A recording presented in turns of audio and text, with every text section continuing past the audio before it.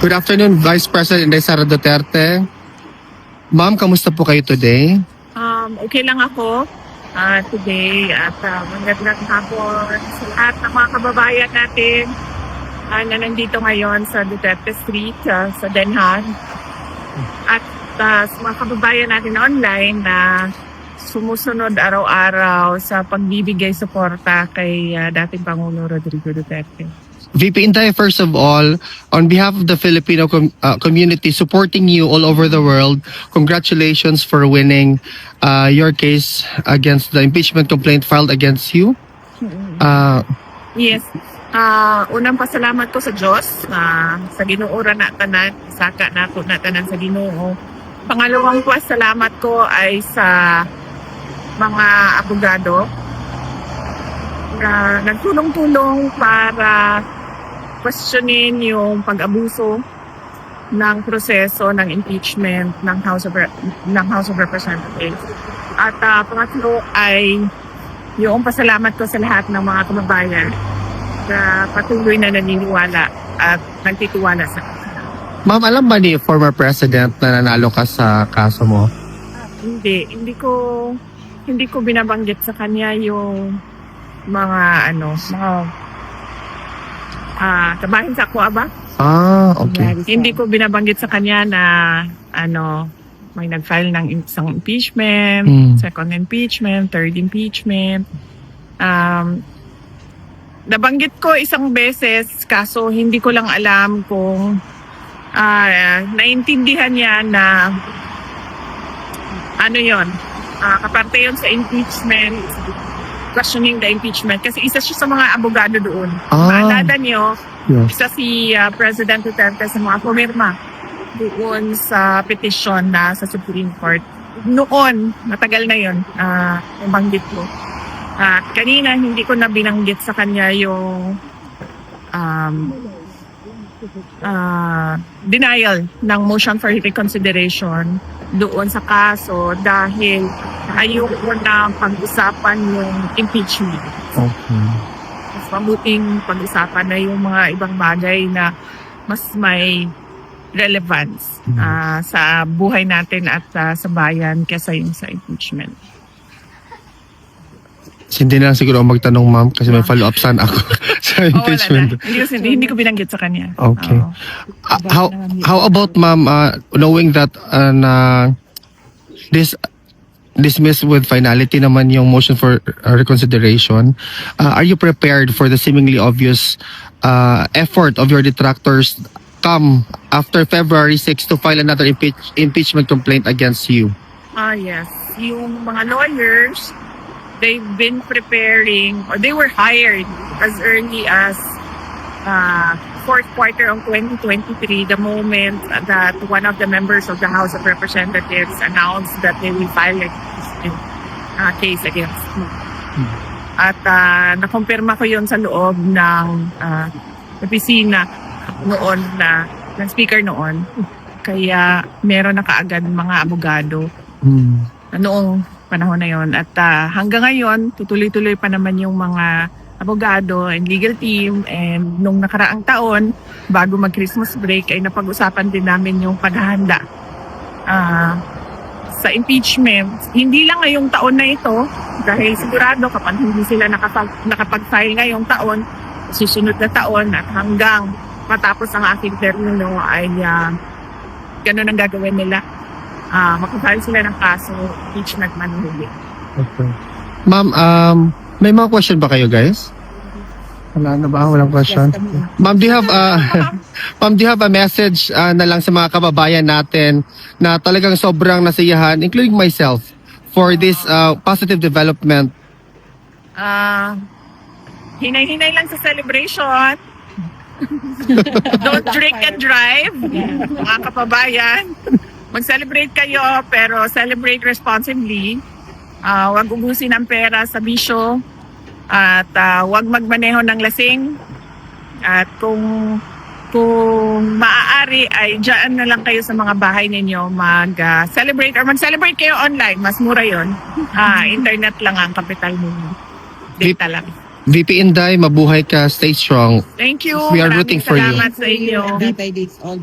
Yes. You're welcome, ma'am. Shoutout daw sa Manitoba, Winnipeg. Apa, sir. Ang ano ko ay wish ko talaga lahat. Para sa bagong taon ay paulit-ulit naman yon. Good health and happiness para sa inyo. Thank you, VP.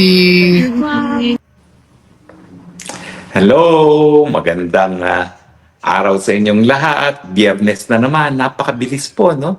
Mantakin mo, kailan lang tayo nagnanais na maging Friday na para thank God it's Friday. Tapos ngayon, thank God it's Friday na. Oh my goodness, talagang ang bilis ng panahon. Kaya kinakailangan lahat ng ating mga misyon sa mundong ito gawin na natin habang may panahon pa, no? Dahil baka maubusan na tayo ng panahon. Talagang ganyan po yan.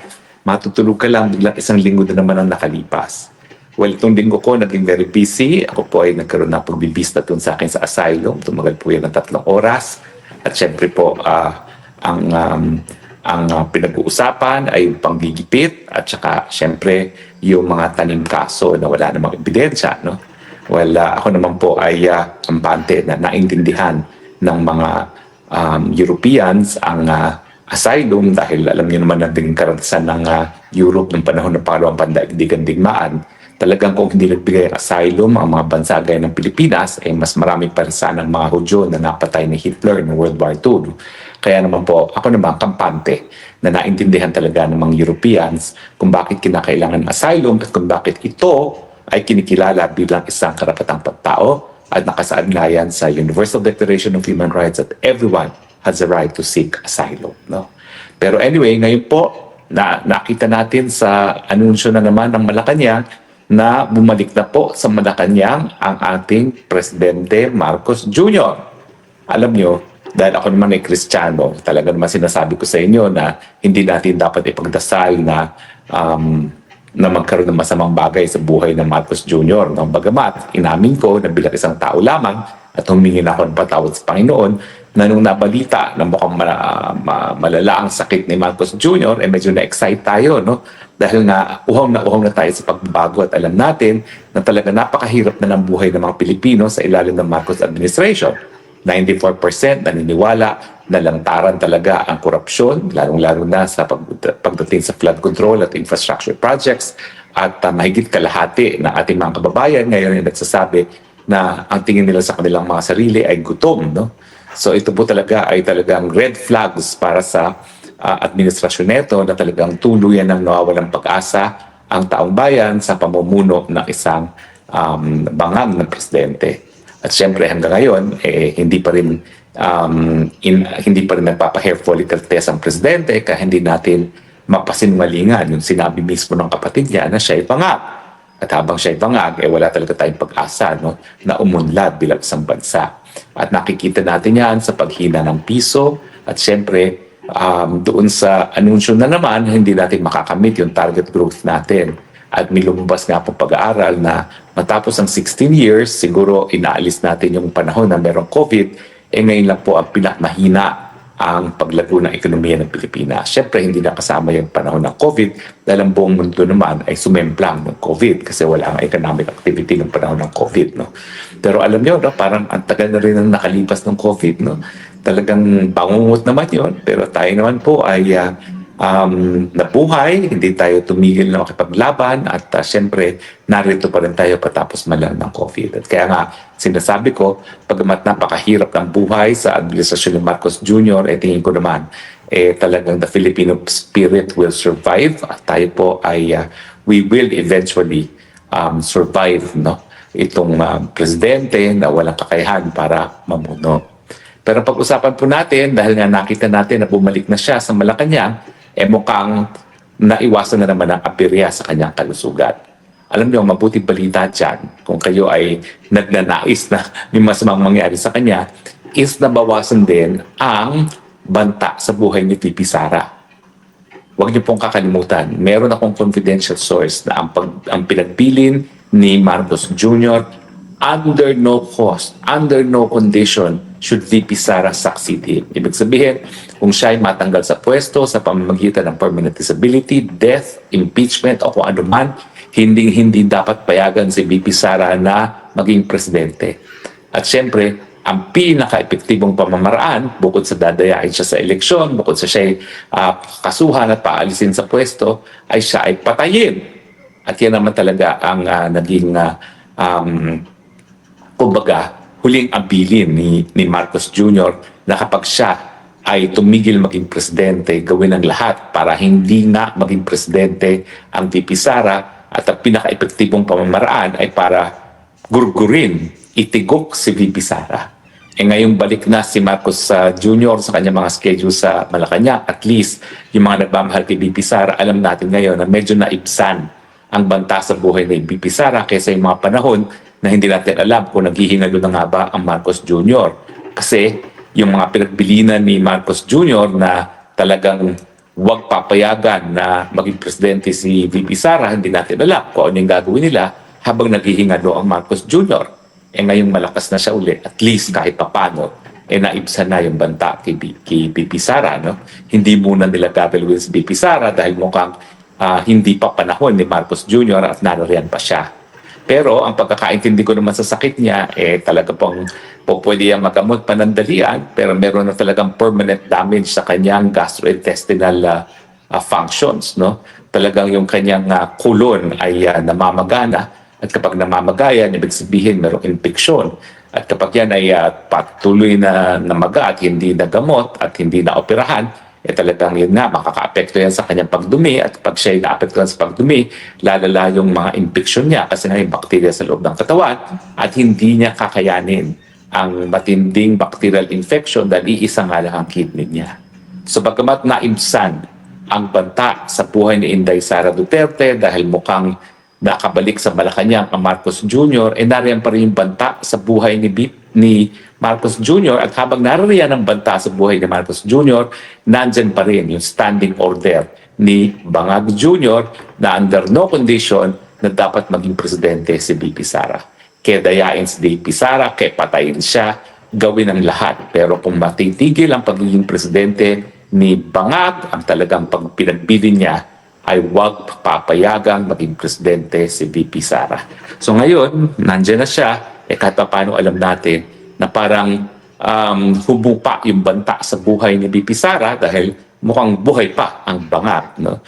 So bagamat tayo ay naging excited at humingi na tayo ng patawad sa Panginoon na baka may mangyari sa kanya dahil tayo tao lamang na nagdanais na matigil na itong bangungot na dulot ng Marcos administration, at least ang consolation niyan, at least, mas naibsan na rin ang banta sa buhay ni VP Sara dahil talaga naman hindi ako nakakatulog ng mga panahon na akala natin mawawala na si Bangag Jr. dahil anytime po pwedeng ipatupad yung huling hapili ni Marcos Jr. na wag gawing presidente si Inday Sara Duterte. Ako naman, nag-worry ako na habang nandito sa Europa si VP Sara, sitting duck talaga si VP Sara. Kasi dito, dahil unofficial lang kanya mga trips, wala kahit anong VIP treatment ay binibigay sa kanya ang Dutch government. Siya nagbubus. Ano ba naman yan kung magpadala si Lisa Tanas ng kanyang pinagmamalaking mga Romanians para hantingin si VP Sara, bagamat may mga security precautions naman si VP Sara, kaya wala nakakaalam kung saan nakatira si VP Sara at wala talagang ang delikado lang dyan, meron siyang talagang takdang bisita sa tatay niya doon sa kulungan sa Dahig, kaya alam ng mga would-be assassins niya kung kailan bibisita si Inday Sara. Doon talaga pinakamatindi ang banta sa buhay ni VP Sara. Pero nandiyan naman yung mga kakaibigan natin sa Dahig na talaga magbibigay protection din sa kanya. Kaya lang, siyempre, di natin masabi dahil kapag desidido ang mga puwersa ng kadiliman para talaga alisin si VP Sara bilang banta sa kanilang plano na Marcos Forever, hindi natin alam kung kailan nila gagawin ito. Pero ngayon naman, dahil nandyan na naman si Marcos Jr., mga assassins na pinagbilinan ni Marcos Jr., wag nyo na munang gagawin si VP Sara kasi hindi pa siya magiging presidente habang humihinga pa itong si Marcos Jr. na Bangag. Pero lilinawin ko rin po, no? Kasi marami nagsasabi na kung magkasakit nga si Marcos Jr. at siya ay nawala ng malay dahil siya ay operahan, automatic ba yun na magiging presidente si VP Sara? Walang nakasaad po sa ating saligang batas, magsasucceed ang ating Vice President kapag merong permanent disability. Ibig sabihin, permanente na hindi na kaya maging presidente. Kung siya ay dinagyan ng anesthesia at tuluyan na hindi nagising, permanent na po yun. So talagang hindi na mapipigilan ang pagpalit ni VP Sara bilang isang presidente. Pero kung siya naman ay temporary lang na under anesthesia at gigising din, eh yun nga po, pwede siya magtalaga ng caretakers, no? At kaya sinasabi niya ng caretaker niya itong si Ralph Recto, no? At itong si Ralph Recto, syempre, gusto naman niya maging caretaker kasi habang caretaker siya, lahat ng kapangyarihan ng presidente nasa kanya, no? Pero sa tingin ko po, talagang pag lumala na ang pagkakasakit ni Marcos Jr., eh mauulit ang kasaysayan. Kasi ganyan din po nangyari nung sa kanyang ama. Nung naging malala ng lupus niya, itinago nila. In fact, yung dialysis machine, idinala nila sa Malacanang. Doon sa Malacanang nagda-dialysis, hindi nila inamin na seryoso na yung pagkakasakit ng kanyang ama. Kaya nga itong si Amy Marcos na talaga umamin naman na bangag yung kapatid niya, dapat ikwento rin niya kung paano nila pinagtakban yung kalusugan ng kanyang ama nang sa ganun ay magpatuloy pa rin ang pagiging diktador ng kanyang ama maski hindi na kaya ang katawan dahil nasa estado ng kalusugan. Sana naman, Madam Amy, kwento mo na sa amin yan. Kasi pag kinuwento mo sa amin yan, yan din yung posibleng gawin ni Marcos Jr. Akabangag kapag nais pa niyang manatili sa pwesto maski hindi na niya kaya ang katungkulan bilang isang presidente. So ang gagawin nila dyan ay yung hospital, dadali nila sa Malacanang. Ngayon, nagpunta pa ata sa isang hospital, no? Pero pag lumalayan, talagang gagawa ng paraan yan na dadali nila sa Malacanang nang pwede nilang ipakita na nasa Malacanang si Marcos Jr. In fact, hindi mo naman tayo sigurado ngayon eh. Napansin nyo ha, napakalaki ng kanyang nawalang timbang. Talagang lumiit ang katawan niya, no? Ako, okay naman yun na lumiit ka ng katawan kung gaya ko na nagpapareduce at talagang napakahirap para mag-reduce. It takes me months and months and months bago ako makabawas ng timbang. Pero yung nakita nating bilis na pagkapayat ni Marcos Jr., yan po talaga ay nagpapakita na hindi normal yung kanyang kapayatan. At ito ay dahil nga po sa iniinda sa kanyang kalusugan. No? So hindi ako magtataka kung ang hospital ay dadalhin nila muli sa Malacanang para paminsan-minsan makakapagpakita si Marcos Jr. At mag-attend ng mga meeting. Bakit?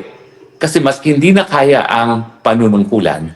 Habang hindi nila nabubura sa mundong ibabaw si BP Sara, ayaw nga nila na mag-take over si BP Sara.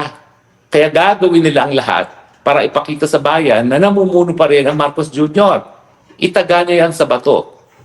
Ang gagawin po nila dyan, bukod sa ibabalandra sa Malacanang si Marcos Jr., dadali nila ang hospital dyan sa Malacanang at itatago nila ang tunay na kalusugan ni Marcos Jr. dahil ayaw nga nila na maging presidente, ang vice-presidente, at yan naman talaga ay katungkulan at karapatan ng vice-presidente na umupo bilang presidente kung hindi na talaga kaya ng presidente pamumuno. Dahil alam naman natin na hindi po pwedeng merong leadership vacuum. Pag nagkaroon ng leadership vacuum, naku, dyan po tayo nagkakaroon ng aberya na yung mga power-hungry, mga gabinete na nagnanais maging presidente na hindi na nanalo sa eleksyon, baka yan po ang kumuha ng suporta ng paksyon ng militar para gawing mga presidente ang kanilang mga sarili. Ibig sabihin, nandyan po yung tukso ng kapangyarihan na kapag hindi na kaya ng Marcos Jr. ang maging presidente at ayaw niya na ibigay ang kapangyarihan kay BP Sara, yung mga power-hungry na hindi mananalo sa eleksyon, baka dyan sila gumalaw. At siyempre, pag sila gumalaw, kukuha sila ng suporta ng isang segment ng ating humbok sa tatahan upang sa pilitan, makuha nila ang kapangyarihan. Ayan po talaga ang banta sa ating demokrasya. Pero sa tingin ko, itong si Marcos Jr., dahil nga ayaw niya na mag-succeed si BP Sara, gagawin ng lahat. Kahit sino nang pauupuin niya, wag lang si BP Sara. Kaya tayo po dapat magmatsyag, maging kritikal, magbantay. At siyempre, unang-una natin bigyan ng halaga ang seguridad ng pagkatao ni BP Sara. So mga taga-Europa, bantayan po natin na mabuti si BP Sara. Uulitin ko po ang order ni Marcos Jr. Hindi po pwedeng maging presidente si Sara Duterte kung meron mang kahit anong mangyari sa kanya. At ibig sabihin yan, handa silang gurgurin si BP Sara. Pero Pero bago tayo magtapos ng ating maikli lang namang spokes hour ngayong araw, no? Well, tagal ko nang gusto sanang i-discuss din itong si Vitali, yung Russian vlogger. Alam mo yun, itong Russian vlogger na ito, marami nagagalit na Pilipino kasi marami raw siyang pranks. Actually, hindi ko alam kung anong ginawa niya. Pero alam ko lang, kung ang ginawa niya mga pranks, hindi talaga deserve na 10 buwan siya ikukulong. Kasi malayang pananalita naman yan, ayan po yung karapatan. Alam niyo naman, matagal ko nang pinaninindigan yung kalayaan ng malayang pananalita. Kung insultuhin niya ang mga Pilipino, sino ba naniniwala sa kanya bilang isang Russian? No? Hindi naman ikamamatay ng mga Pilipino yan. So kahit anong insulto ang gawin niya sa mga Pilipino, sa tingin ko, hindi niya deserve yung 10 buwan na pagkakakulong. Lalong-lalo na dahil ang mga salita naman, ang mga vlogs ay hindi nakakamatay. No? So bakit ang katumbas ay 10 buwan na pagkakakulong? Pero ngayon, umiinit pong ulo ng mga opisyalis ng gobyerno dahil ang kanyang sinisiwalat ay yung malawaking korupsyon sa loob ng kulungan. Lilinawin ko lang po mukhang nakulong siya sa kulungan ng Immigration and Deportation dyan po sa Taguig. Yan Taguig po, nandyan din yung kulungan ng Quezon City kung saan kinulong yung mga ampatuan na aking linitis at nasentensyahan bilang mamamatay tao. No? So dyan nakakulong dati yung mga ampatuan na ngayon po ay nasa Muntinlupa na dahil mula nung sila ay nahusgahan na guilty, lilipat na sila sa Muntinlupa. Sa totoo lang po, yung kondisyon dyan, mas mabuti pa kasi bago yung mga kulungan. At kahit papano, hindi mabaho yung hangin kasi ang Taguig naman po, alam natin na medyo malinis pa ang hangin dyan. So nakakahinga pa sila dyan. So pagdating po doon sa torturous condition, bagamat hindi rin maganda ang kondisyon ng kulungan dyan sa Taguig, hindi naman natin masasabi na kasing sama ng mga kulungan, ng mga dating kulungan sa Manila City Jail at saka sa Quezon City Jail na parehong nandun na ngayon sa Taguig. Pero ang sinisiwalat ngayon ni Vitali na kinagagalit ng mga opisyalis ng gobyerno, lantaran daw ang korupsyon sa loob ng kulungan. Nyek! Bakit kayo magagalit?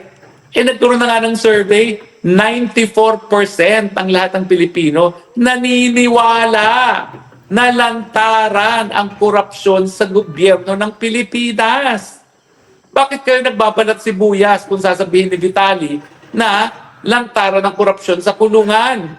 Kung sa labas nga ng kulungan, lantaran ng korupsyon, mas lalo na sa loob ng kulungan na ang mga nakakulong, ang kanilang buhay ay nakasalalay sa kanilang mga gwardya. Natural, kikikilan ang mga nakakulong para sa special treatment. Anong special treatment? Siguro pagkakaroon ng telepono at ngayon lumalabas na dahil naglagay si Vitali, siya ay may telepono habang siya ay nakakulong. Hindi na kami nagugulat. Di ba nga si Laila de Lima, Secretary of Justice, nakikipagkaraoke pa sa mga nakakulong doon mismo sa loob ng Bilibid para silang merong bar doon, para silang mga hotel, binibisita pa ng kalihim ng Department of Justice. So hindi kami nagtataka. Bakit kayo balat sibuyas na parang galit na galit kayo na sinasabi na lantaran ang korupsyon sa loob ng kulungan? Talaga namang ang mga Pilipino, halos lahat alam na lantaran niyang korupsyon na yan. Kung kayo ayaw na masabihin na korap ang mga taong gobyerno sa Pilipinas, di gawa natin ang paraan para mabawasan ang korupsyon. Hindi mababawasan ng korupsyon kung pag-iinitan niyo yung Vitali dahil alam na natin yan, sinasabi niya, bilang kabahagi ng katotohanan na lantaran talaga ang korupsyon sa Pilipinas. Full stop. Siyempre, bukod sa pagkakaroon ng telepono, sinasabi niya na talagang yung mga may abogado, may kaya, mas may special treatment, natural. Alam naman natin yan. Yung mga electric pan, yung mga mas magandang higaan, yung mga unan, mga kumot, lahat yan. Kung gusto mo ng extra treatment, kinakailangan magbayad. At hindi na ako nagugulat na talagang lantaran ng korupsyon niya. Kasi nga, mga panahon nila, Laila de Lima, Secretary of Justice, nagkakaraoke siya sa loob ng Muntinlupa. Ano namang treatment ang binigay niya doon sa mga convicted felon na yun, hindi lang special treatment, hindi lang VIP treatment, super VIP treatment para bisitahin pa ng Secretary of Justice at pagkaraoke pa sa kanila ang Secretary of Justice. So sa akin lang, mga Pilipino at mga opisyalis ng Pilipinas, magpakatuto kayo Huwag balat sibuyas, lalong-lalo na ang sinasabi naman ng dayuhan ay alam na natin na lantaran ang korupsyon. Hindi ko talaga alam kung bakit may mga Pilipino nagagalit kay Vitali. Pero sa akin, hindi dapat magalit ang mga Pilipino ngayon doon sa sinasabi ni Vitali kasi tayo na mismo, alam na natin yan. Siguro, ang importante ngayon ay maging mas malawak ang kaalaman ng buong daigdig na sa ilalim ni Marcos Jr. talagang lantaran ang naging estado ng korupsyon sa Pilipinas, dahilan kung bakit sinusuka na siya ng taong bayang Pilipinas. Ang nakakahiya, kung alam nilang lantaran ang korupsyon sa Pilipinas at minamahal pa rin ang Pilipino sa Marcos Jr. Pero sa tingin ko naman, alam na ng daigdig na bagamat hindi pa nagpi-people power para tanggalin ang Marcos Jr. dahil siya ay korap at dahil siya ay isang bangag, alam naman nila, sinusuka na natin sila. Kaya wag na tayo masyadong magalit kay Vitali, lalong-lalo na doon sa sinasabi niya ngayon na korap ang loob ng mga kulungan natin dahil ang korupsyon hindi lang nasa loob ng kulungan, yan po ay nasa buong sistemang gobyerno ng Pilipinas dahil nga po ang namumuno, ang Marcos Jr., ang pinakamalaking korap sa kanilang lahat. Salamat po sa inyong patuloy na pagtangkilik ha. Dami na namang nanood ngayon ha. Gusto niyo pala na medyo mas maaga ang ating spokes hour, huwag kayong mag-alala. Gagawin ko na ngayon mas maaga ang ating mga spokes hour ha. At for now, maraming salamat po sa inyong patuloy na pagtangkilik. Suot ko na naman ang ating Free Duterte. I stand with Tatay Digong. Dahil alam ko po, malungkot ngayon si Tatay Digong dahil nga doon sa desisyon na magpapatuloy ang kanyang confirmation of charges. Sa totoo lang po, tingin ko, matapos yung confirmation of charges na yan, kayo ba'y nagdududa pa na sasabihin ng korte na meron talagang probable cause? Talaga naman po sa mulat-mula, sinasabi ko, walang maaasahan sa ICC dahil kinakailangan ng ICC si Tatay Digong para magpatuloy ang pagiging korte ng ICC dahil wala na ibang kaso ang ICC kundi si Tatay Digong. Maraming akusado, pero hindi naman nila nahuhuli. Paano nila mahuhuli si Netanyahu? Paano nila mahuhuli si Putin? Ang nahuli lang nila si Tatay Digong dahil siya nga po ay kinidnap at binigay ng Marcos administration sa hukuman para mawala ang pinakamalaking balakid sa kanilang planong Marcos Forever. So ako naman po, kahit nasan ako, I stand with Tatay Digong. And so does the 80% of Filipinos that gave him an approval rating nung siya po ay natapos ang termino bilang presidente. Salamat po muli. Ito po yung Spokes ng Bayan. Harry Roque nagsasabing, I love you Philippines. You're the only country that I have. You're the only country that I will love. God bless the Philippines. Bye!